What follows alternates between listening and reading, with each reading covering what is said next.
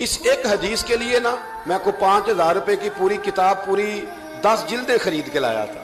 رسول کریم فرمانے لگے میں جو کہوں گا کرو گے؟ حضور کروں گا۔ فرمایا جاؤ اپنے باپ کی گردن کاٹ کے لاؤ۔ حضرت براء بن مالک نا 12 سال کی عمر ہے، 12 سال۔ نبی پاک گلی سے گزر رہے تھے تو دوڑ کے آ گئے، آ کے نا حضور سے چمٹ گئے، عرض کرنے لگے حضور کوئی حکم بتائیں، میرا دل کرتا ہے آپ کی بات مانوں، کوئی حکم حضور۔ مجمع الزوائد میں حدیث، اس ایک حدیث کے لیے نا میں کو 5,000 روپے کی پوری کتاب پوری 10 جلدیں خرید کے لایا تھا، ایک حدیث کے لیے۔ پیاری بڑی ہے، شاندار بڑی ہے۔ وہاں میرا دل کیا، میں نے کہا جس کتاب میں ہے نا ساری کتاب ہی منگا لو۔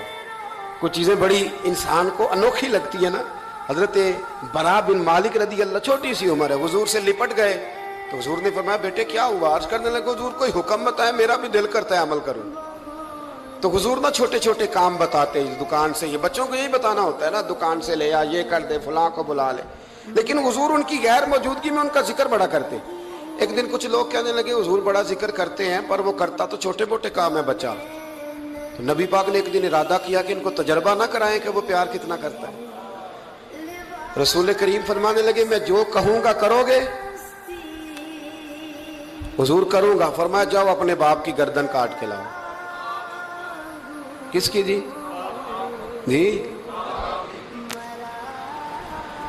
بات تو محبت کی ہو رہی ہے، کڑوی سی بات نہ کر لوں، کڑوی سی رہنے دیتے، آپ کا پروگرام نہیں تو چھوڑ دیتے، آگے بڑھ جائیں۔ ذرا کڑوی سی ہے، کر لوں جی، بولیے۔ یعنی باپ کی، ہم محبت رسول میں صرف داڑھی کی بات کرتے ہیں، کسی کی گردن کی نہیں۔ صرف ہم کہتے ہیں حضور سے محبت ہے تو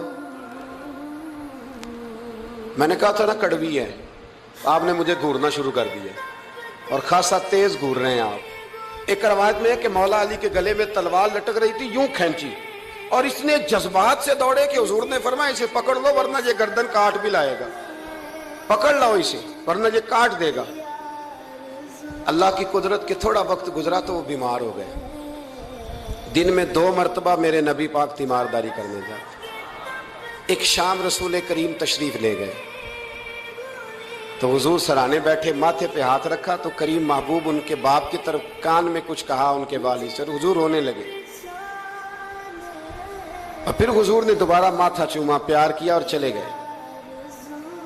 حضرت براء بن مالک چھوٹی عمر تھی، کچھ نے لکھا طلحہ بن براء نام تھا ان کا۔ تو حضرت طلحہ بن براء نے اپنے ابا کو قریب بلایا اور چارپائی میں بٹھایا، کہنے لگے ابا جی حضور کیا فرما گئے؟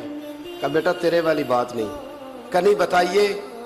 کہا نبی کریم علیہ السلام نے فرمایا کہ شام کو نا میرے طلحہ کا انتقال ہو جائے گا اور جب اس کی روح پرواز کر جائے تو مجھے خبر کرنا، میں آ کے جنازہ پڑھاؤں۔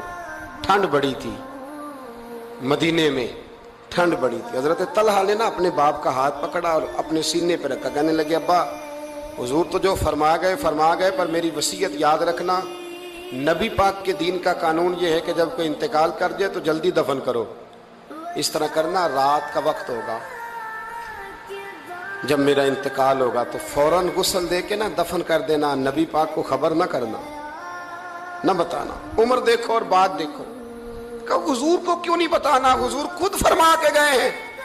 تو کہنے لگے رات کا وقت ہوگا تو جن گلیوں سے حضور نے گزر کے آنا ہے نا وہ یہودیوں کے محلے ہیں، ایسا نہ ہو کہ میرے جنازے کی وجہ سے کوئی یہودی میرے نبی کو تکلیف دے دے۔